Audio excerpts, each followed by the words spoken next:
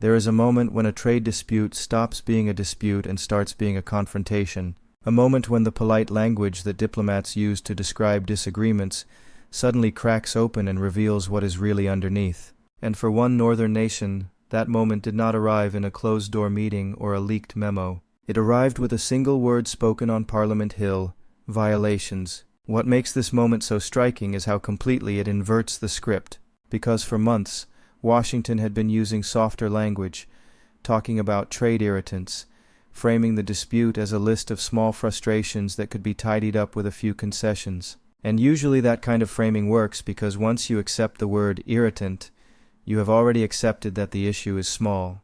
But the Canadian Prime Minister refused to accept it, and the entire conversation shifted in a single sentence. Standing in front of reporters in Ottawa, he pushed back on the idea that what is happening between the two countries can be described as minor friction. He pointed to a 50% tariff on Canadian steel, a 50% tariff on aluminum, a 25% tariff on automobiles, and additional tariffs piled on top of forest products. And then he said the part that almost nobody at the podium expected.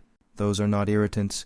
Those are violations of our trade deal. And once that word entered the room, the entire framing of the negotiation changed because there is a real difference between an irritant and a violation. An irritant is something you negotiate around. A violation is something you confront. An irritant suggests both sides have small issues that can be balanced out.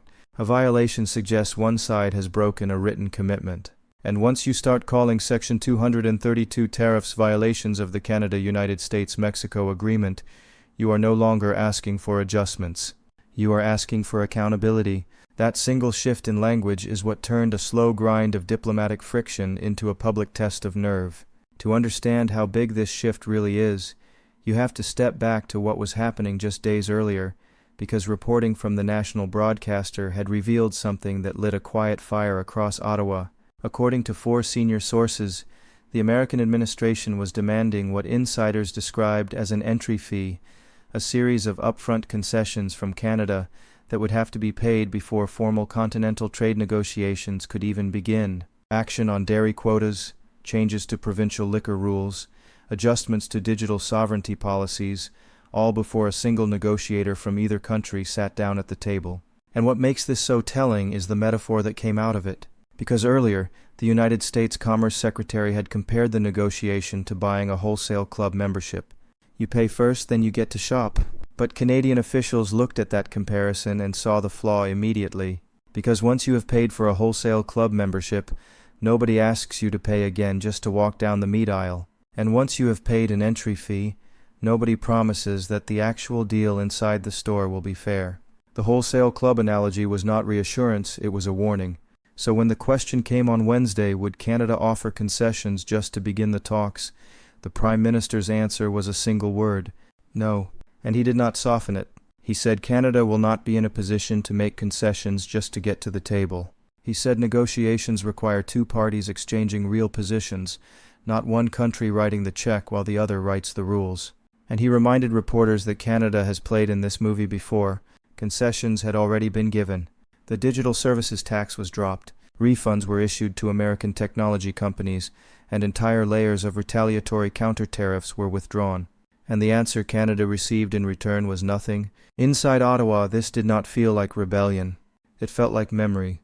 Because every senior official involved in the file remembered exactly how the previous round of tariff diplomacy unfolded. Last spring, Canada quietly rolled back a significant portion of its reciprocal counter-tariffs on American steel and aluminum, partly because those measures had started to hurt Canadian companies that depended on cross-border supply chains. Then in late June, the federal government scrapped the digital services tax that would have applied a 3% levy on the Canadian revenues of giants like Amazon, Apple, and Meta. That decision was framed as a major step forward, expected to unlock progress on a new economic and security partnership. 9 months later, that progress had not arrived. And then came the layer that Canadian negotiators have been quietly furious about for weeks. Because while Ottawa was offering to step back, Washington was stepping forward. In June of 2025, the United States doubled its Section 232 tariffs on Canadian steel and aluminum from 25% to 50%, eliminating country exemptions in the process. By April of this year, the structure had been refined and reinforced. A new proclamation pushed those metal tariffs higher in effect by changing how they are calculated, applying duties to the full imported value of derivative goods rather than just the metal content. And copper was pulled into the same regime for the first time, dragging Canadian mining, electrical equipment manufacturing, and infrastructure into a wider trade collision. This is where the situation crossed a line because the Prime Minister was no longer talking about a single sector. He was describing a pattern that had spread across Canada's industrial economy: steel mills in Hamilton and Sault Ste. Marie, aluminum smelters in Quebec, auto plants in Windsor and Oakville, sawmills in British Columbia, each one of them connected to a different American tariff, each one of them facing plant closures or production cuts, and each one of them being told by Washington that the way to make it stop was to give up something else first. The pressure was no longer about one industry, it was about the entire structure of Canadian manufacturing. At the same time, another pressure was building inside Canada itself because once American tariffs landed, several provinces moved fast. Ontario, Quebec, British Columbia, and others began pulling American wine, beer, and spirits off the shelves. The Liquor Control Board of the largest province, the single largest buyer of beverage alcohol on the planet, stopped ordering. American spirits exports to Canada crashed. Industry data showed shipments dropping by roughly 70% in December, compared to the same month a year earlier, and only 2 western provinces kept American liquor flowing freely. That move turned out to be more powerful than almost anyone expected because the United States Trade Representative started raising it openly in front of Congress, suggesting that some kind of enforcement action might be necessary if the boycott continued. The Commerce Secretary called the bans outrageous in his own testimony, and suddenly, a decision made by provincial liquor authorities in Toronto and Quebec City had become a top-level item in American trade strategy. That is the part most viewers may have missed, because in this dispute, the loonie and the toonie at a Canadian liquor store checkout have become geopolitical weapons. But here is where the story turned in a way almost nobody expected, because when American officials demanded that Ottawa lean on premiers to put American liquor back on the shelves, the Prime Minister refused to play that role.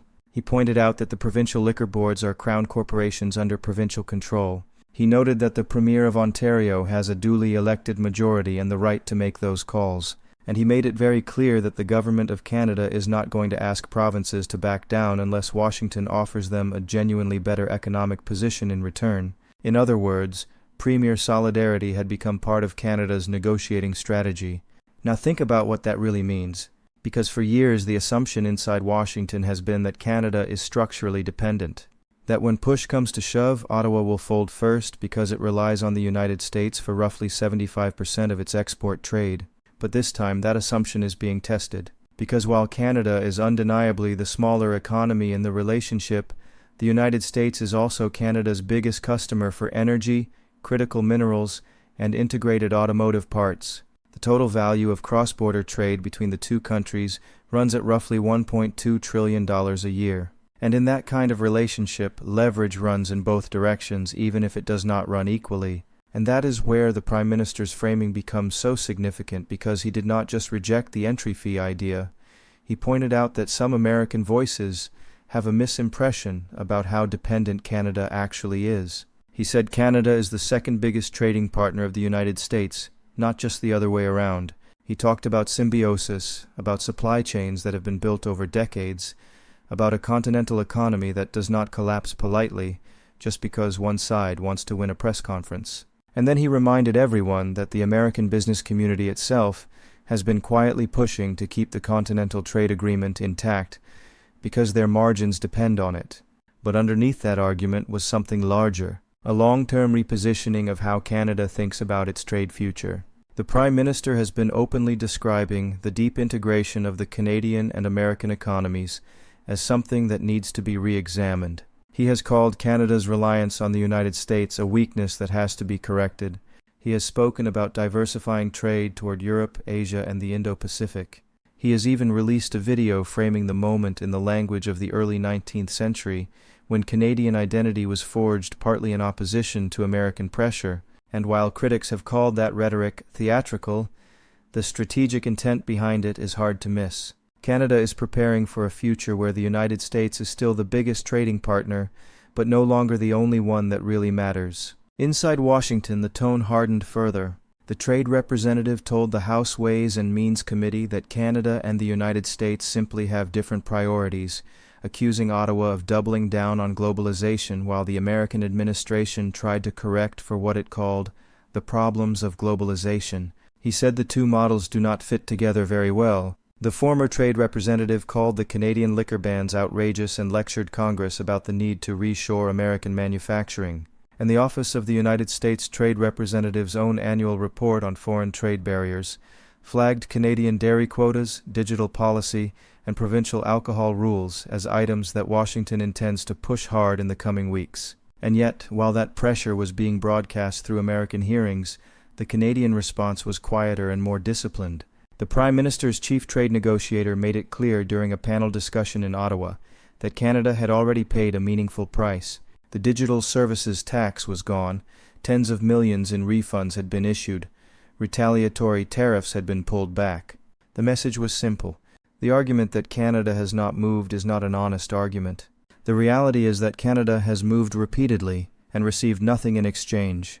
That is the uncomfortable reality the United States is now facing in this round.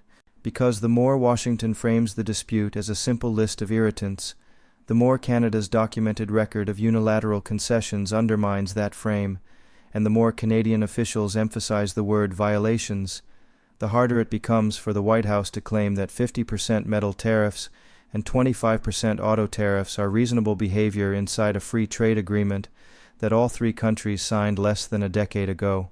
While all of this is happening at the political level, the human cost is moving in parallel because tariffs do not stay abstract. They land in specific places. Steel workers in Hamilton have watched orders shrink. Aluminum workers in Quebec have seen overtime disappear. Auto workers in Windsor have heard rumors about shift reductions. Softwood lumber communities in British Columbia have absorbed years of duties on top of new 10 and 20% levies on timber, lumber, kitchen cabinets, and upholstered furniture, with some of those rates climbing further at the start of this year. The federal government has responded with more than $1 billion in new support for the lumber sector and a tightening of steel import quotas to push more demand toward Canadian mills. But none of that fully replaces what stable cross-border access used to provide. This is where the Prime Minister's strategy becomes a kind of double game. Because in public he is rejecting the entry fee, refusing to make pre-negotiation concessions, and insisting that Washington cannot dictate the terms. But behind that, his government is quietly preparing for a longer, harder review process that may stretch beyond the July 1st checkpoint built into the Continental Trade Agreement under Article 34.7. The trade representative himself has said openly that he expects the talks to run past that deadline, and on the Canadian side, officials have started describing July 1st as a checkpoint rather than a cliff, signaling that they are willing to play for time. That patience is not just rhetorical, it is structural. Because the current government holds a slim but real majority in the House of Commons, with a mandate that runs to 2029, there is no minority parliament forcing Ottawa to wrap up a deal under threat of an election. There is no confidence vote hanging over the negotiating room, and in the United States, the political clock is ticking in the opposite direction. Midterm elections are scheduled for late 2026. Republican lawmakers in steel-producing states, lumber-producing states, and farm states are beginning to feel the weight of tariffs on their own constituents. And history suggests that congressional nervousness about trade disruption can eventually pull the White House back toward a deal, just as it did during the original Continental Trade renegotiation. So when the Prime Minister says that talks will take some time and Canada will take that time, he is not stalling. He is calibrating. Because the longer the dispute drags on, the more pressure shifts from Canadian industries to American consumers. The more clearly American voters feel rising prices on cars, appliances, lumber, and groceries, the more visibly American steelworkers and aluminum workers see the limits of a tariff strategy that is supposed to protect them, but is also raising input costs across the manufacturing sector, and the more difficult it becomes for the American administration to keep insisting that the entry fee is a reasonable demand. At the same time, Canada is building a parallel track. The Prime Minister has announced an advisory council on bilateral economic relations, drawing in industry leaders from sectors hit hardest by tariffs and a number of senior members of Parliament from across the aisle. The Council is expected to start meeting at the end of April, just as the most intense phase of the trade review begins. And underneath that, the federal government is putting more weight behind the Buy Canadian policy, expanding domestic procurement preferences for projects worth more than $25 million, and signaling that public spending will increasingly favor Canadian suppliers over American ones. For companies like Ford, General Motors, Stellantis, ArcelorMittal, and Rio Tinto, this Canadian situation is being watched closely, not as an isolated standoff, but as a preview of how mid-sized advanced economies might respond when they are pushed too hard. Because what is happening here is part of a much bigger pattern where governments are increasingly willing to use tariffs, regulations, and procurement rules to steer corporate behavior. And the lesson from this round is that the smaller partner does not always blink first. All of this creates a kind of pressure that is hard to describe unless you step back and look at the full picture. Because Canada is not just defending steel and aluminum and softwood lumber, it is defending the principle that a signed trade agreement still means something, that a 50% tariff is not an irritant, that partners are not vendors paying admission, and that a relationship built over decades is not a wholesale club membership renewed at the cash register every few months under threat. Whether that argument holds will determine more than the outcome of one round of talks. It will shape how every other American trading partner watching this dispute decides to position itself in the years ahead. So here's what I want to know from you. Do you think the Prime Minister made the right call by refusing to pay any entry fee and reframing the tariffs as outright violations, or should Canada have offered something small to defuse the standoff and get into the room faster? And more importantly, if this style of demand-first diplomacy becomes the new normal, does it actually protect industries on either side of the border, or does it slowly weaken the trust that made deeper trade possible in the first place? That is all for today. Make sure you are subscribed and we will catch you in the next one.